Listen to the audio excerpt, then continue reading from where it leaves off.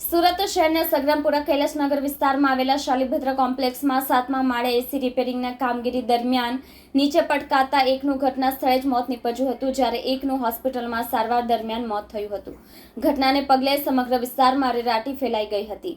સુરત શહેરના સાગરામપુર વિસ્તારમાં આવેલા કૈલાસનગરના શાલીભદ્ર કોમ્પ્લેક્સ ખાતે એક ગંભીર દુર્ઘટના ઘટી હતી. 7મા માળે આવેલ ફ્લેટમાં એસી રિપેરિંગની કામગીરી દરમિયાન 2 કારીગરો દુર્ઘટનાગ્રસ્ત બન્યા હતા. બારીની બહાર રાખેલા એસીને રિપેર કરતા સમયે સંતુલન ગુમાવતા બંને કારીગરો નીચે પટકાયા હતા.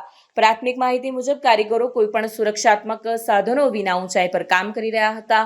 અકસ્માતમાં એક કારીગરને ઘટના સ્થળે જ મોત નીપજ્યું હતું, જ્યારે બીજાને ગંભીર ઇજાઓના કારણે તાત્કાલિક હોસ્પિટલ ખસેડવામાં આવ્યો હતો. જોકે સારવાર દરમિયાન તેનું પણ મોત નીપજ્યું છે. મળેલી માહિતી મુજબ મૃતક બંને કારીગર મિત્ર હતા અને ત્યાં સ્થાનિક રહીશો દ્વારા બોલાવવામાં આવેલા કામ માટે આવ્યા હતા.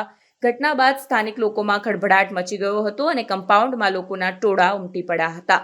પોલીસ દ્વારા ઘટના સ્થળે પહોંચીને કાર્યવાહી હાથ ધરવામાં આવી છે અને મૃતદેહને પોસ્ટમોર્ટમ માટે ખસેડવામાં આવ્યા છે. આ દુર્ઘટના સુરક્ષાની અનદેખી અને બેદરકારીના કારણે બની હોવાનું મનાઈ રહ્યું છે.